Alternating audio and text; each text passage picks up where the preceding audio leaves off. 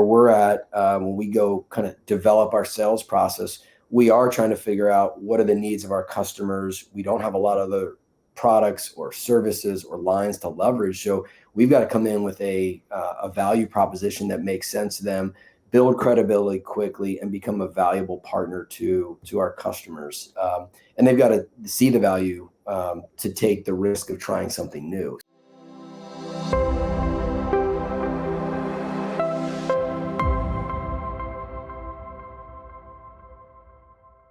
Welcome to Medical Sales U.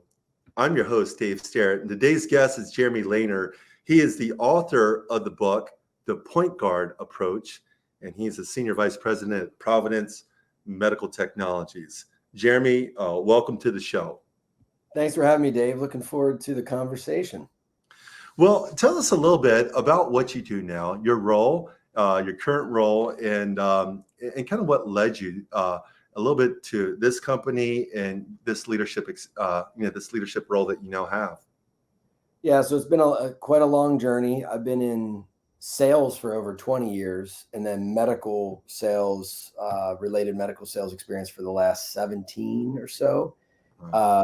So I'm the Senior VP of Global Sales for Providence. Providence is a company based out of Pleasanton, California, and our mission is to establish circumferential cervical fusion as the standard of care for high-risk patients that are suffering from cervical spine disease.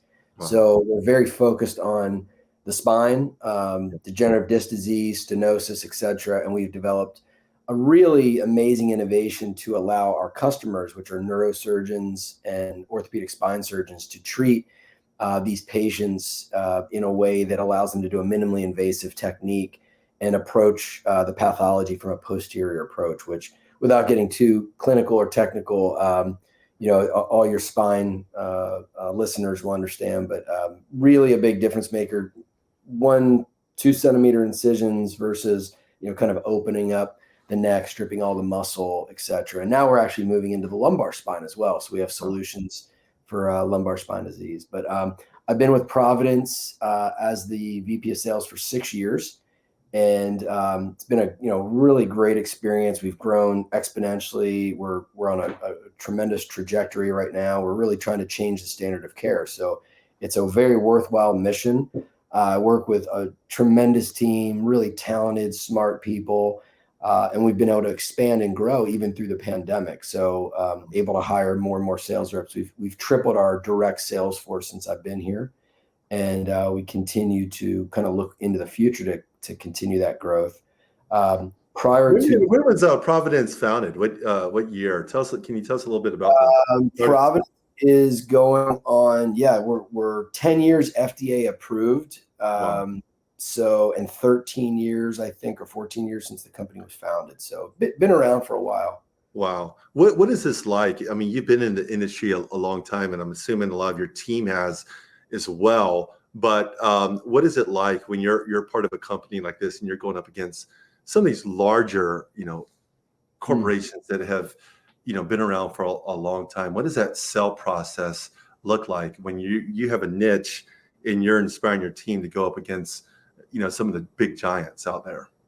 Yeah, I think you bring up a great point. It's actually what entices a lot of the really, I think, talented, kind of courageous sales professionals that want to do something different. And, the path is not blazed for you. You've got to go figure it out. We make a lot of mistakes, but we also do a lot of things that work really well, and we're very agile. So I think working for a Medtronic, which I did, or a Stryker or a Zimmer or a J&J, these are tremendous companies that have, thousands of employees, tremendous technologies available, but, it's a different environment. Where we're at when we go kind of develop our sales process, we are trying to figure out what are the needs of our customers. We don't have a lot of other products or services or lines to leverage. So we've got to come in with a value proposition that makes sense to them, build credibility quickly, and become a valuable partner to our customers. And they've got to see the value to take the risk of trying something new. So it's a very different mindset that you bring to the table in a early, mid, or even late stage startup when you're kind of a niche player or doing something that's very different, disruptive in medical versus being with one of the big, well-known, established global organizations. That's kind of a different. And I'm sure that's exciting for a lot of your team who might have had a similar story to you, have been part of a larger corporation. Now they get to be part of something extraordinarily innovative, and there's some new freedoms that they have now as well. So what an exciting journey. Jeremy, you're the author of the book, The Point Guard Approach. Tell us what inspired you to write this book. So, I was in medical sales for a number of years, was traveling, was kind of moving up the leadership ranks, really found my way in building teams, high performance teams, launching new technologies. And as I was, meeting more and more talented people, exposed to great leadership, started to say, it's really interesting. A lot of things that are working for me, I think I learned on the basketball court, or at least were introduced to me. And I started to make these kind of correlations. And, I inevitably, I met somebody, a physician, and we were talking about a book he had just written in 90 days. And I was like, what? This is back when blogging was kind of hot. Right. And he had done these blog posts, and long story short, just said, I was approached by a publisher, and they said, if you put this stuff together quickly, we're going to help you publish it. And it inspired me. And I said, look, this is a practicing physician. He's got time. I can make time, even though I had, 4 kids and travel in the United States and doing my job. I thought, what better time spent when I'm on a plane or sitting in a hotel or waiting for a rep or whatever it is, versus watching another Netflix film to put these notes together and, see if it makes sense. And that's kind of what I did. I had no idea how to write a book, started doing some research, leaned on some people that I knew in my network that had published before. And before, too long, kind of had the shell or the framework that I thought was interesting enough to start to write. And then it's just about discipline. It's like anything, if you're waking up in the morning before work to work out, you do that 5 days a week, you make sure you do Don't wait for the inspiration. You got to just clock in, treat it like a job. Yeah. I mean, one of my favorite quotes in my book is start by starting. It's very simple, but like sometimes you just got to start. You don't need to know the way. Yeah, let's talk about some of these things. You talk about vision and leading from the front. Talk a little bit about that and how it applies specifically to your team, to your medical sales reps. Yeah, as a point guard, obviously it's super important. I think you played some basketball at Liberty. It doesn't go for just the point guard, but anybody that's handling the ball, you got to look up the court, right? Because you're going to miss the whole game if you don't. It's very similar in sales, medical sales, doesn't matter. Any type of, I think, business is you got to get your head out of just your, the immediate thing you're trying to focus on and really look up, see the market, see the opportunity in front of you, listen, understand that other people may have better ideas than you. So it's not just vision, but it's also hearing, listening, attentive listening, really hearing from your customers, the market, the opportunity in front of you. And when you see all that, things start to really open up and, take a broader approach than being really kind of stuck head down. Hey, I'm just trying to do this one thing. And I think that served me well. And it served a lot of people that have been successful very well around me. And, I guess bridging into like leading from the front, that's something we talk a lot about on my leadership team at Providence. But that's when we ask our team to do something, it's something that we are also capable of and are willing to do on a day-to-day basis. We never try and do anything or ask of our team activities or behaviors that we wouldn't want to take on ourselves. So leading Give us an example of that. So as your VP, you're leading the whole team. What are some things that you as VP, smaller company, but things that you have done and demonstrated to them at times that maybe in some other fields, some managers who aren't thriving as much may not do? Just give us maybe an example that kind of comes to mind in your in this current role that you have. Being in the field with the customer, with the team, doing the cold calls, doing the pre-call planning, doing the role plays, executing the plan, executing the sales process. I mean, we do that daily. Now, granted, I've got a series of responsibilities that are outside of that. So striking a balance for me or my other, my area vice presidents or whatever it is, there's always a balance you have to strike, but doing those activities specific, like I want to get my hands dirty. I want to understand what our customer needs are. How are Right. they, being treated? How's our sales process? How's our messaging resonating? I want to do cold calls. I want to see how it works, right? I Yeah. don't want to pin that just on our team. And I think being highly engaged in the business cross-functionally, so I understand what's going on product development, understand what's happening on our ops, finance team, being involved with people that are doing that work as well has served me really well to understand our business better, help serve, I think, the overall business, not just the sales org as well. Yeah. These are two probably specific examples. And that's fantastic. In your book, you talk. There's a chapter on fundamentals, and I think back when I was a senior in high school. I grew up in Virginia. I went to this boarding school called Oak Hill Academy. We had a really good team, and people ask me. We actually won a national championship. And people ask me, what position did I play, and I tell them I played center bench. But in the real game, I would get in, off the bench, and we had some guys with incredible athleticism. There was this guy who had a 50-inch vertical, only 6 feet tall, could almost dunk it from the foul line. His name was John Humphrey, and he did this thing called and one. And we would, some of us would come off the bench, but our starters, there was a guy on our team who was our point guard, and he wasn't as well known nationally as a lot of the other guys. And his name was Steve, and he was our point guard, but he wasn't even called to be team captain. But he ended up making the NBA and had a longer career than all of us. I mean, than anybody. Of course, I didn't go to the NBA. I went to the YMCA.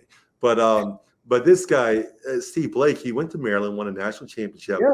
But one thing that stood out about Steve is the fundamentals. Is he spent more time as a point guard in the gym by himself, dribbling 2 balls, working up and down when he didn't have to be in the gym. And so maybe you could talk to us, because you talk about it in your book, talk to that, how those fundamentals apply to being a great medical sales rep. Yeah, I love that story, and I remember Steve Blake, so that's cool that you played with him. He was really good ball player. And Oak Hill's got a tremendous reputation for just generating great players and teams. So yes, Coach Steve awesome Smith put out a lot of players. No doubt about it. But I think fundamentals are so important and specific to medical device sales. And I'll just bring it right back to basketball. You don't go out to a game and try and compete without a ton of practice, both at the individual level, the team level. I mean, you've got to be able to do all the basics really well without pressure. So when the pressure's on, you can perform. And when those lights are on and there's 5 of you on the court and you're trying to win that game, which is hard, that's when the fundamentals really show. In medical device sales or any kind of sales, if you're not preparing like a professional, you're not going to perform like a professional. So a lot of that has to do with, I think that work before you even get out into the field. It's, are you at your laptop? Are you planning your week, your month, your quarter? Are you lining things up so that you're going to hit your objectives? And those objectives may be corporately driven, but you as an individual contributor also have goals. You want to make a certain amount of money. You may want to compete for whatever the ranking system is, your organization. Sales is very competitive. So there's the planning aspect, but then there's the actual, how do you articulate your message? Are you role playing? Do you take the time in the car to, we've got all this great technology to listen to your pitch. Do you have a 30-second pitch? Do you have that 1 minute, 2 minute pitch? Do you have the 10-minute extended pitch? Do you work on objection handling with your managers?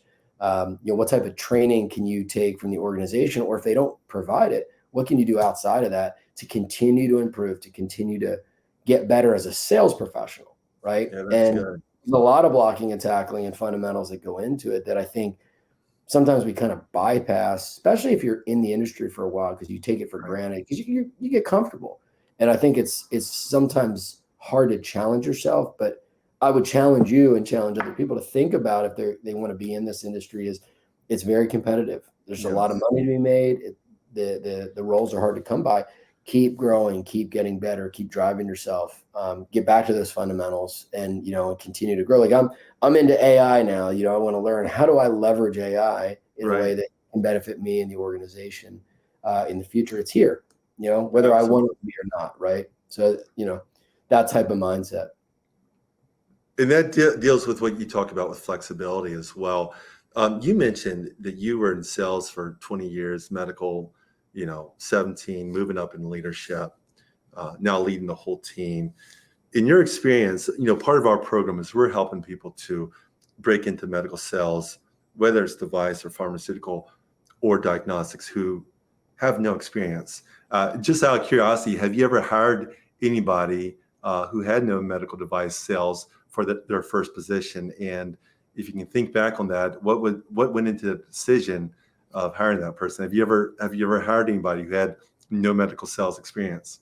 Yeah, I did. So there was a woman, I'm not going to use her name, but let's just call her Rachel, that was selling wireless phones. And this was a while ago, but when you go into the AT&T store and they go through the pitch with you, and I was so impressed with her sales process and her customer service and the way that she was passionate about what she was doing, even though it was kind of commoditized cell phones, but Right. she was awesome.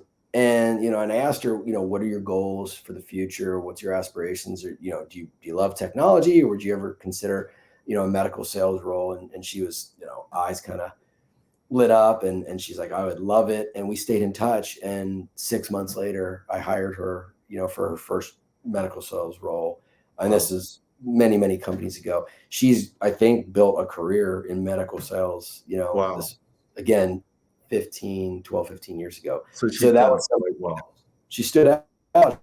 She did great. And subsequently, I call it fishing in the ocean. Every team that I've been a part of where we've expanded and built larger commercial organizations, we really try to not limit ourselves to the spinal hardware rep. Sometimes it's the best fit. Sometimes it's not. Sometimes you need to fish a little broader to get the right fit for that opportunity, that market. So we've hired out of pharmaceutical sales. We've hired out of directly from a physical therapist, somebody that Mhm. never did sales at all. Wow. Somebody that was doing commodity, DME products, things like that, and brought them into a highly technical space. So absolutely have done it. I would say that it doesn't always work, but I think Right. I'm a big believer in diversity, and sometimes getting a fresh set of eyes, fresh set of energy into a territory, even if they don't have the pedigree or the experience that we want, immediately, sometimes serves you really well. Bring fresh Yeah. ideas. When you've made some of your best hires over the years, what are some of the qualities you think about some of your best reps and you hired them? You made that decision to say Yeah. yes to them. What stood out to you in the interview process? Because in the interview, you have several opportunities. I mean, there's several instances where you see this person, and you know, most people's resumes, a lot of them look pretty good, right? A lot of people have pretty good rankings, right? Yeah. What was it in that interview process that stood out that says, I need to hire this person? And tell us a little bit about that, because you have to make that decision, on many occasions. Yes, one of the most challenging uh, skill sets is talent selection. It's Right. it's so hard because there are great interviewers, people that interview really well, i.e., the candidates. They're just good. It doesn't mean that's a future predictor of success in a territory, by the way.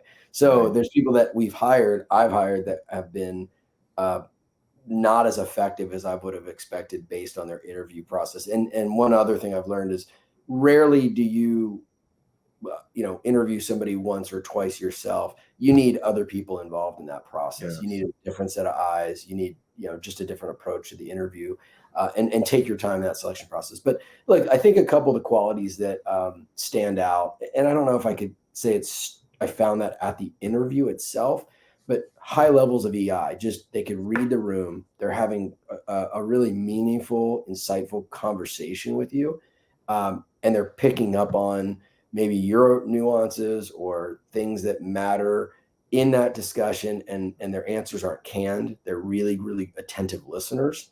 Yes. They're enthusiastic. There's a level of confidence there that you want to see, that I want to see, because if you're not confident when you're talking about yourself, how are you going to be confident selling a product that may or may not be, something you really understand that well, even with a lot of training? So I want to Yes. see somebody that's, really brings a level of professionalism, but authenticity, and that's hard to Right. see, but authenticity I think is really important. How did they prepare for the interview? Do they know a lot about the organization? Do they know something about the interviewer or myself? Do they have great questions, not the 5 or 6 canned questions that everybody uses every time, but things that Right. are meaningful to the role that they care about. And then when they ask it, they're authentic in that they want to know the answer to it. So I think that's I probably a like good. that.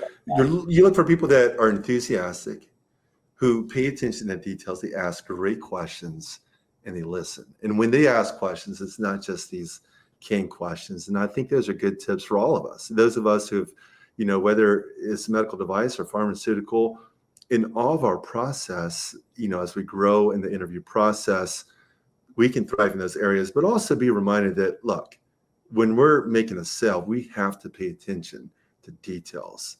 And we might only have the opportunity to ask a couple questions, and what might have been a good question for this doctor yesterday may not be the best question in this circumstance today. Right. So, and that's what I like about your book and the point guard approach, is that being able to be flexible, but to pay attention to the details and to the right people as well. Um, what advice would you give to someone today who's wanting to be in medical device? It's hard to break in for a lot of people, but if they wanted to prepare, do you have any other further, tips and insights that would really make them stand out in that process? Well, there's a lot of great services now that weren't available, and I think getting, whether it's in your network or kind of expand to that next network, Mhm. try and find some people that are actually in the business, get some insights from them, number one, but see what you can do in your own networks to get exposure to different companies, to different types of medical sales. As you mentioned, there's a number of different avenues you can pursue. And I think some are easier to get into than others right off the bat. Yeah, Pharmaceuticals is a great pathway. I mean, the training's tremendous. You learn how to educate a physician on, a pharmaceutical drug or a new therapy. So I love that pathway. But at the end of the day, your ability to get yourself in a position to have opportunities to make an impact and to impress somebody else that can help you kind of move forward. The old adage is not what you know, it's who you know. I half believe in that it really matters who you know. You do have to right. know something once you get the opportunity, right? So be prepared. It's all those, again, those guiding principles. Practical wisdom. It's Yeah. like And my grandfather used to always told me that it matters just as much as who you know. Now, let me ask you this question here, is because I think there's probably a lot of our listeners who've worked for a large corporation, right? right. And they're interested, they've had success of being part of a smaller organization, a startup. And, there's sometimes unknowns, right? Like, to really know if this product is going to take off, what are some questions that when that person is considering moving to an opportunity, maybe some safeguards and some questions for them to make sure that they want to make that jump? Mm. What should they be looking for? So I guess in the context of a potential startup is, how's the company funded is really important. Right. How is the company? Is it private equity? Is it venture backed? To the extent that the manager is going to give you the information, also because a lot of that is confidential or proprietary. But I'd really try and understand, what's the next, not 1 and 2 years look like, but what's 5 years look like for the organization? What is the goal? Is it an acquisition? Is it to take a product to a standard of care? Where's the product at that they're going to sell in the FDA approval process? Is it FDA approved? How's it reimbursed? Really important, right?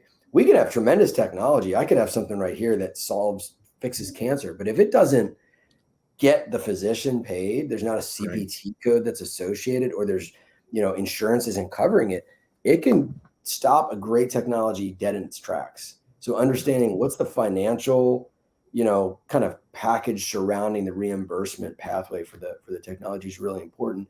I also think, what's the organizational structure? So from a commercial standpoint, do you have a direct team? Do you have a hybrid team? Are there distributors involved?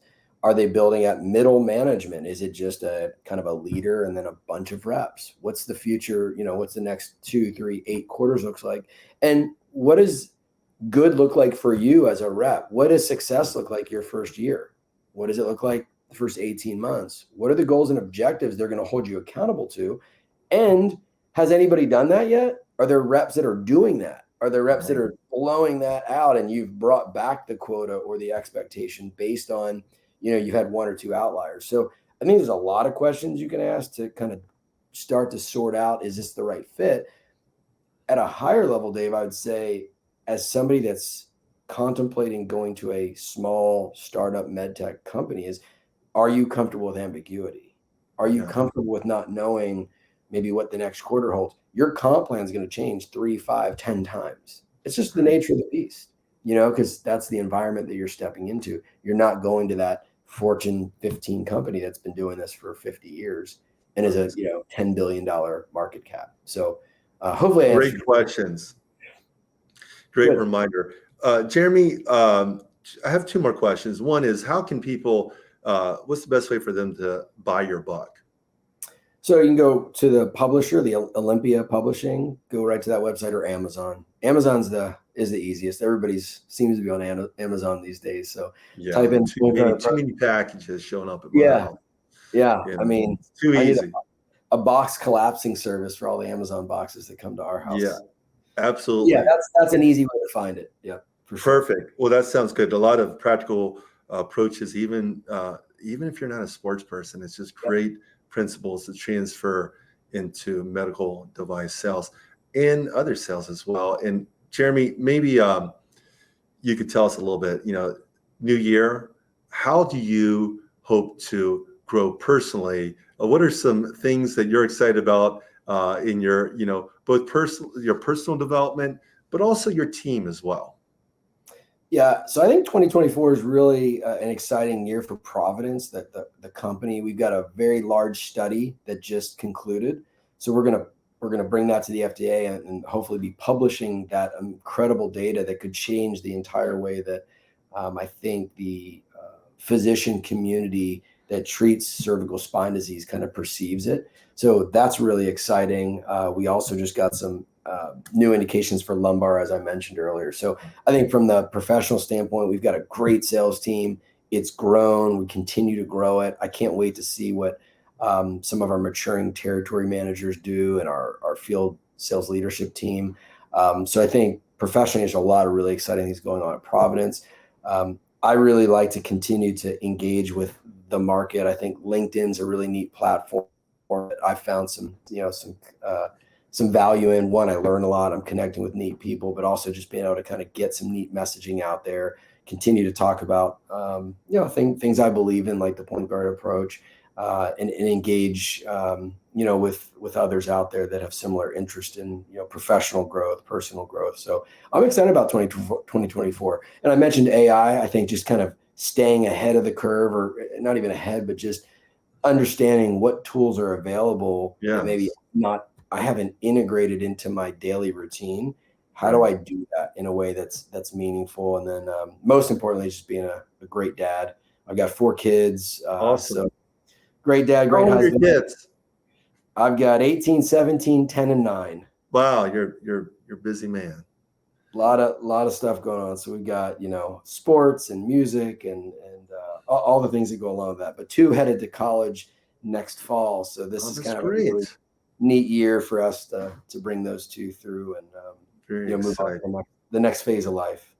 Oh, that's great. That's great. Yeah, that's an exciting age. You got a range too. I do too. I have 11, a baby, and 1 on the way, and so it's exciting times.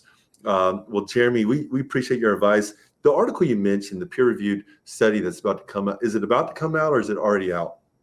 It is about to. So we finished enrollment in the study. We've got to get a certain amount of patients to 1 year or 2 years post-op, which has happened or already happened. So yeah, there won't be anything published till, I would say, Q3. Okay. Next. But it's called USE, and you can learn about it on the Providence website if anybody. That's right. Excellent. And Providence website is what again for our listeners to check it out? ProvidenceMedicalTechnologies.com, or it might be Excellent. ProvidenceMT.com. But We'll put a link. We'll put a link Yeah. in the podcast for sure. Jeremy, thank you so much for your time. It's great chatting with you. All right, Dave. Thank you. I appreciate it.